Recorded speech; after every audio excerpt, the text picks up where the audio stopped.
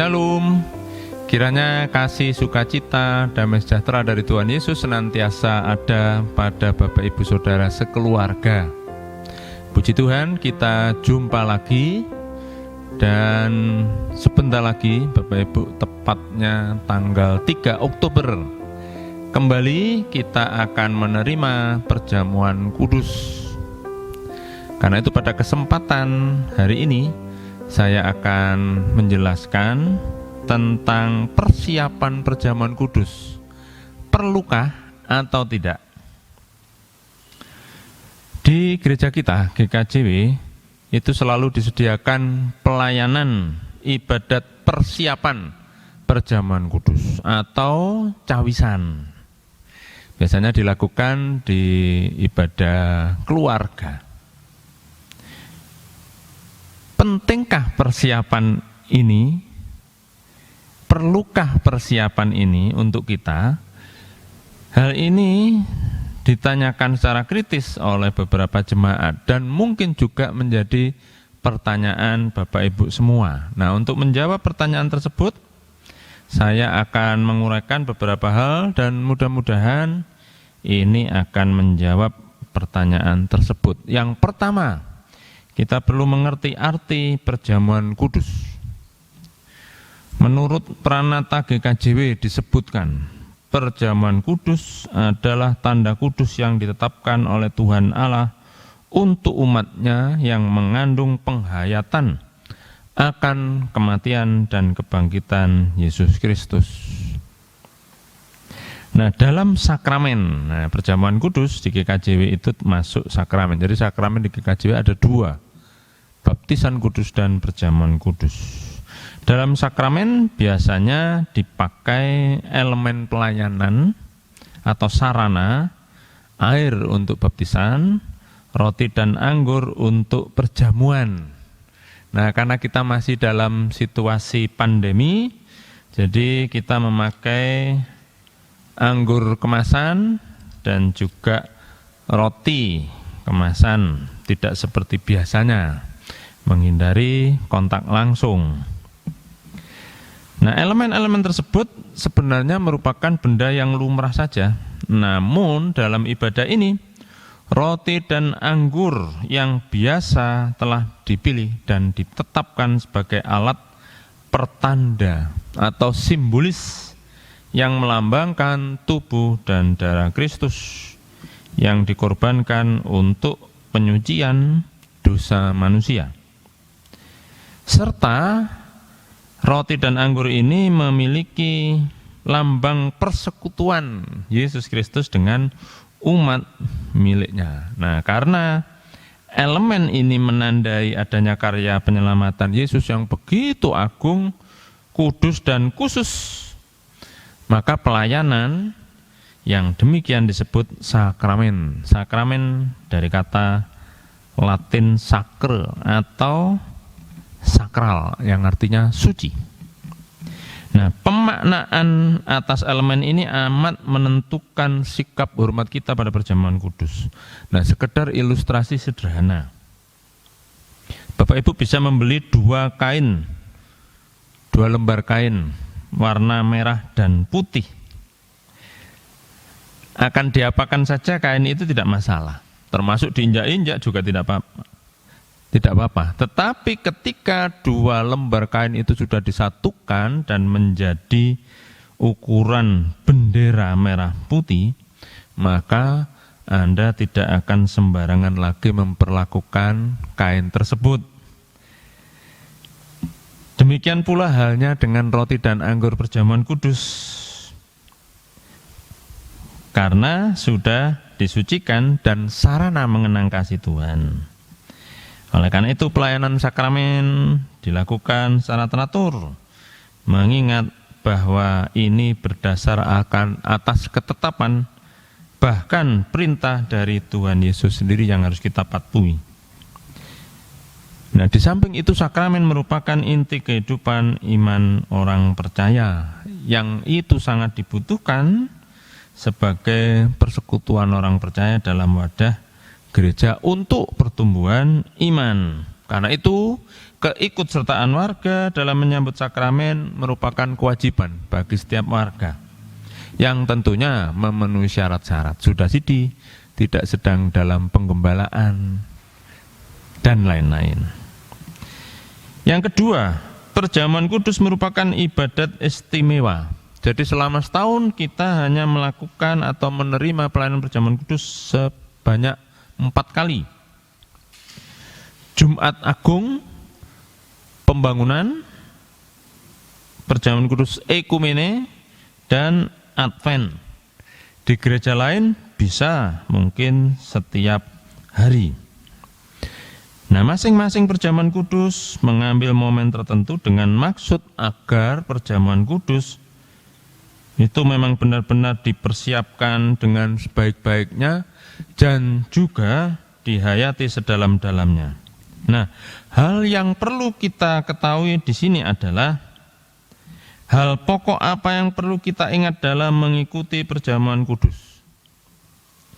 Perjamuan kudus merupakan salah satu cara yang kita lakukan untuk secara khusus dan juga cara khusus menghayati, memperbarui iman setia kita kepada Yesus. Mengingatkan kita hidup mendapat keselamatan hanya karena anugerah. Lalu yang kedua, menjawab panggilan Kristus untuk menuruti panggilannya.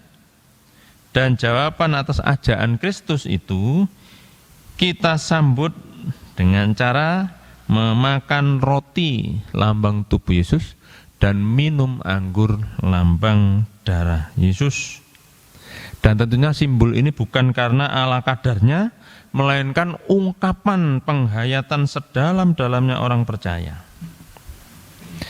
Nah, Bapak Ibu Saudara yang terkasih di dalam Tuhan, berikutnya tadi, kalau tadi yang pertama perjamuan kudus secara khusus menghayati pembaruan iman, yang kedua menjawab panggilan Kristus kepada kita orang percaya, yang ketiga berjumpa dengan kekudusan Tuhan.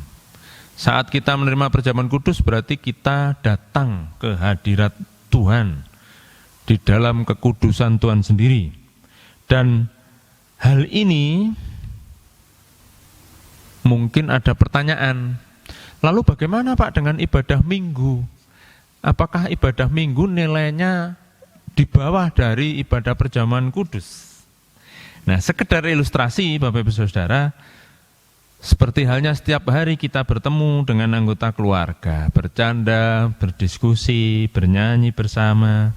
Namun ketika salah satu anggota keluarga kita menikah misalnya, maka tentu suasana menjadi berbeda. Dan tidak bisa hari pernikahan berjalan seperti biasa saja. Pasti ada persiapan keluarga.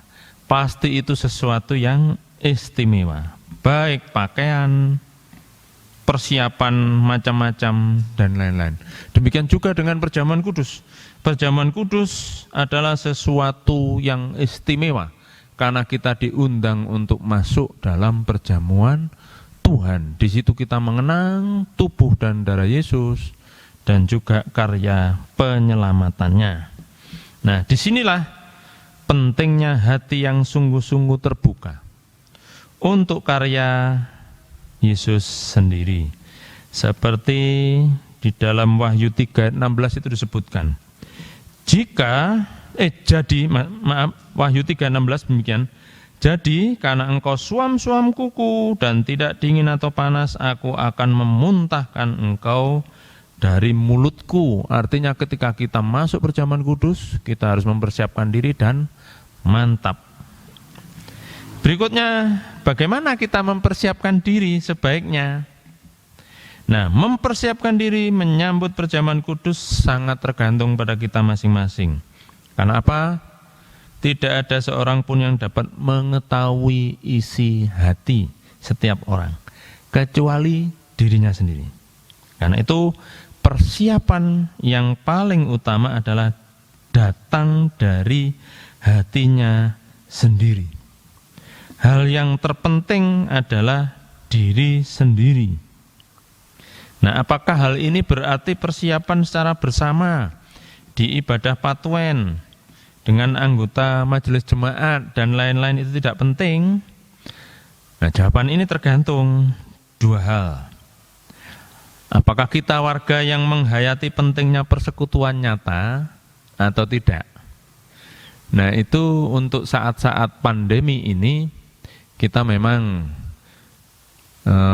sebaiknya tidak berkerumun, karena itu persiapan dilakukan melalui online. Tetapi kembali lagi kepada pertanyaan, pentingkah melakukan persiapan bersama di ibadah kelompok dan lain-lain? Bisa penting, bisa tidak, tergantung masing-masing pribadi. Tapi yang jelas bagaimana dia mempersiapkan dirinya masing-masing. Karena di gereja yang berlaku bukanlah peraturan yang legalistik atau yang sifatnya ritual. Ada di beberapa gereja yang mungkin kalau menurut saya penghayatannya salah, yang tidak mengikuti tawisan, tidak boleh ikut perjamuan kudus, padahal sebetulnya dia sudah mempersiapkan diri di rumah. Mungkin karena waktu, kesibukan dan lain-lain sehingga tidak bisa bersama hadir di persiapan atau cawisan yang sudah dijadwalkan. Nah, Bapak Ibu yang terkasih, kembali lagi perjamuan kudus adalah sesuatu yang sakral. Perjamuan kudus adalah mengenang kasih Tuhan. Perjamuan kudus untuk pertumbuhan iman kita. Karena itu persiapan penting bagi diri masing-masing, dan secara bersama-sama itu adalah merupakan kesempatan supaya kita boleh bersama masuk perjamuan dengan gembira. Nah, Bapak Ibu yang terkasih, surat Ibrani 12 ayat 2 berbunyi demikian. Marilah kita melakukannya dengan mata yang tertuju kepada Yesus yang memimpin kita dalam iman dan membawa iman kita itu kepada kesempurnaan. Perjamuan kudus secara bersama kolektif itu membantu jemaat mempersiapkan dirinya masing-masing. Demikian yang bisa saya sampaikan. Selamat memasuki perjamuan kudus oikumene, dan mari kita siapkan hati. Kita akan berdoa bersama-sama, menyerahkan hati dan diri kita masing-masing masuk dalam meja perjamuan Tuhan. Mari kita berdoa. Tuhan Allah yang penuh kasih, Engkau Allah yang telah berkorban di dalam diri Yesus Kristus untuk kami orang berdosa. Dan Engkau memerintahkan bahwa setiap kami umat-Mu harus mengikuti perjamuan kudus, memecah roti, meminum anggur sebagai wujud mengenang akan cinta kasih Tuhan, mengenang pengorbanan, kematian, dan kebangkitan Tuhan, mengenang karya penebusan agung bagi kami orang berdosa. Karena itu ya Tuhan, pada saat ini kami bersama-sama masing-masing pribadi datang ke hadirat-Mu. Kiranya Engkau berkenan untuk memeriksa hati kami masing-masing. Dan kami mau mengakui segala dosa kesalahan kami. Layakkan kami untuk masuk dalam meja perjamuan Tuhan. Sehingga ketika kami bersama-sama makan tubuh-Mu, minum darah-Mu, benar-benar kami mendapatkan penghayatan yang penuh dan mendalam bagaimana Tuhan mengasihi kami. Dan itu akhirnya akan menumbuhkan iman kami untuk semakin cinta kepadamu, mendengar semua firman-Mu, dan melakukan semua perintah-Mu.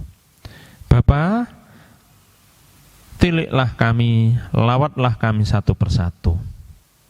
Kami GKJW Jemaat Kalangbret siap masuk meja perjamuan Tuhan.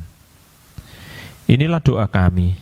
Kiranya kasih karunia, damai sejahtera dari Allah Bapa, Putra, Roh Kudus senantiasa menyertai kami semua. Amin. Demikian Bapak Ibu Saudara, Shalom, selamat mengikuti perjamuan kudus. Tuhan memberkati. Amin.